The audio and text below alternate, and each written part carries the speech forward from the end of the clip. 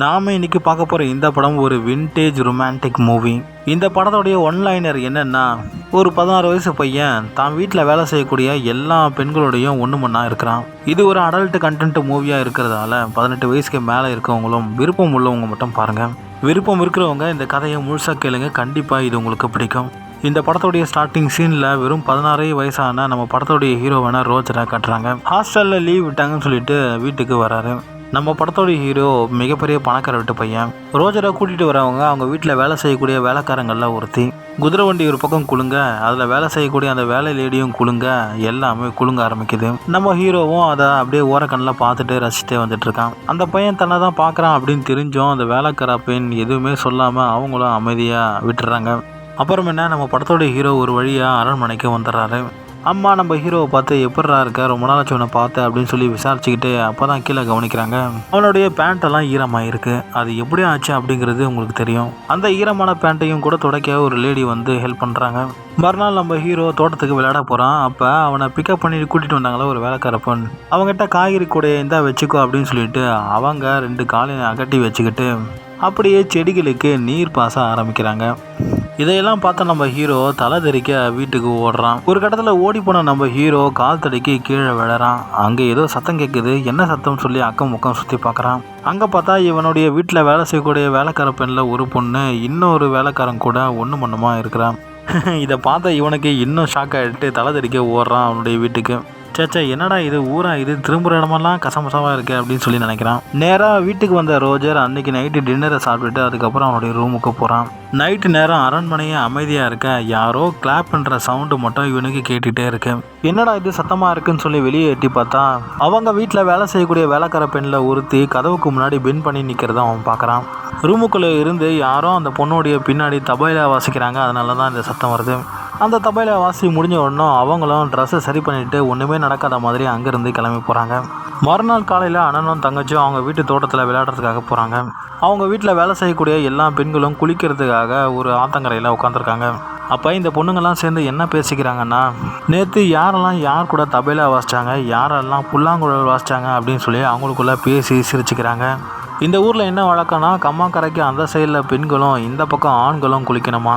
இந்த ஆண்கள்லாம் என்ன பண்ணுறாங்கன்னா, பெண்கள் இருக்கக்கூடிய அந்த இடத்துக்கு நேர் திசையில் நின்றுக்கிட்டு ஒவ்வொருத்தனும் தங்களுடைய பைப்பை திறந்து விட்டு அங்கே காட்டிக்கிட்டு இருக்கானுங்க. எதிர்த்த பக்கத்தில் இருக்கிற அவங்களும் அதை ரசிக்கிறாங்க. யாருடைய பைப்பு பெருசு, இன்றைக்கி யார் கூட நம்ம ஒன்று மண்ணா இருக்கலாம் அப்படின்னு சொல்லி அவங்களுக்குள்ளே சிரித்து பேசிக்கிறாங்க. இதை தூரத்தில் இருந்து பார்த்த நம்ம படத்துடைய ஹீரோ ரோஜர் அவன் ரொம்பவே ஷாக் ஆகிடுறாங்க. தங்கச்சியை கூப்பிட்டுட்டு ரோஜர் அங்கேருந்து கிளம்பி அரண்மனைக்கு போகிறான். அப்புறம் அண்ணனும் தங்கச்சியும் ஒரு சர்ச்சுக்கு போகிறாங்க. அந்த சர்ச்சுக்கு அவங்களுடைய சித்தி ஒருத்தங்க வந்திருக்காங்க. அந்த சர்ச்சோடைய மேற்கூரையில் இவங்க படுத்துக்கிட்டு என்ன நடக்குது அப்படின்னு சொல்லி பார்க்குறாங்க.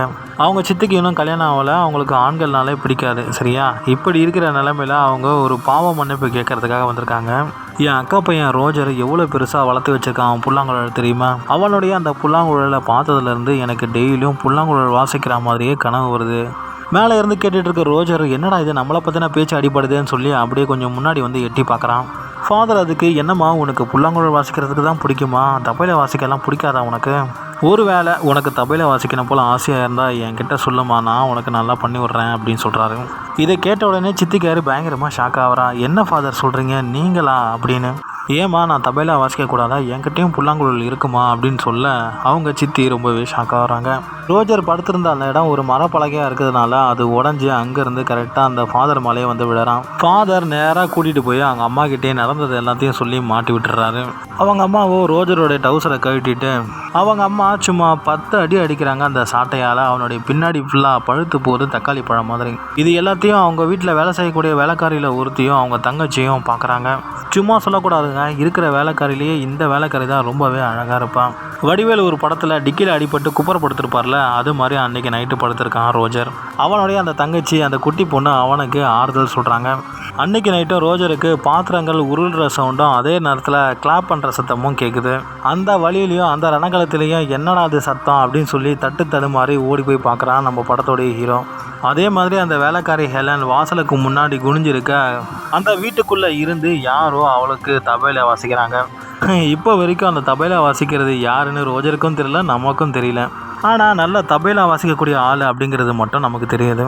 மறுநாள் காலையில் அந்த அழகான வேலைக்காரி ரோஜரை பார்த்து, காயெல்லாம் எப்படி இருக்குது, ஆறிடுச்சா, நான் வேணா அந்த இடத்துல உனக்கு மருந்து போட்டு விடவா அப்படின்னு சொல்லி கேட்குறேன். இல்லை வேண்டாம், அதை நான் பார்த்துக்கிறேன், அதுக்கு பதிலாக இங்கே நடக்கிற சீக்ரெட்டை பற்றி நான் தெரிஞ்சுக்கணும் அப்படின்னு சொல்லி ரோஜர் கேட்குறான். எனக்கு ஒரு உண்மை தெரிஞ்சாகணும். இங்கே இருக்கக்கூடிய வேலைக்காரங்க எல்லாம் காலையில் நல்லா வேலை செய்கிறாங்க, சாயந்தரமானால் எல்லாருமே தபையில் வாசிக்கிறாங்க, புல்லாங்குழல் வாசிக்கிறாங்க. இதுக்கு என்ன காரணம் அப்படின்னு சொல்லி கேட்க அவளோ அந்த ரகசியத்தை சொல்ல மறுக்கிறான். நாங்கள் பகலெல்லாம் இங்கே வேலை செய்யணும், நைட் ஆனால் யார் எங்களை சூஸ் பண்ணுறாங்களோ அவங்க கூட நாங்கள் ஒன்று மன்னமாக இருக்கணும், அதுதான் இந்த அரண்மனையோட சாபக்கேடு, அதெல்லாம் நான் உனக்கு சொல்ல முடியாது அப்படின்னு சொல்லிட்டு அவள் அங்கேருந்து கிளம்பி போயிடுறான். இப்படியே நாட்கள் போயிட்டுருக்க ரோஜர் தனக்கான வாய்ப்பு எப்போ கிடைக்கும், தான் எப்படி மற்றவங்க கூட ஒன்று மன்னமாக இருக்கலாம் அப்படின்னு சொல்லி யோசிச்சுட்டு இருக்கான். ரோஜர் எதிர்பார்த்த மாதிரியே அவனுக்கு ஒரு வாய்ப்பு கிடைக்கிது. எப்படின்னா, ரோஜருடைய அப்பா தான் இராணுவத்துக்கு தேவையான ஆயுதங்களை எல்லாம் தயாரிக்கிறாரு. இந்த நேரத்தில் அவங்களுக்கு போர் நடக்க போகிறதா ஒரு செய்தி வருது. அவங்க அப்பாவுக்கும் அவங்க சொந்தக்காரங்களுக்கும் ஆயுதங்களை தயாரிக்க வேண்டிய வேலை இருக்குது. அதே நேரத்தில் வீட்டில் இருக்க 18 வயசுக்கு மேலே இருக்கிற ஒவ்வொரு ஆணும் போரில் கலந்துக்கணும்னு சொல்லி செய்தி வருது. ஸோ அந்த ஊரில் இருக்கிற எல்லா 18 வயசுக்கு மேலே இருக்கிற ஆண்களுக்கும் போரில் கலந்துக்க போகிறாங்க. ரோஜருக்கு, நம்ம படத்தோடைய ஹீரோவுக்கு 16 வயசு ஆகுது அப்படிங்கிறதுனால அவர் போரில் கலந்துக்கல. அவர் அரண்மனையில் வீட்டில் தான் இருக்கார், எல்லா வேலையாட்கள் கூடயும்.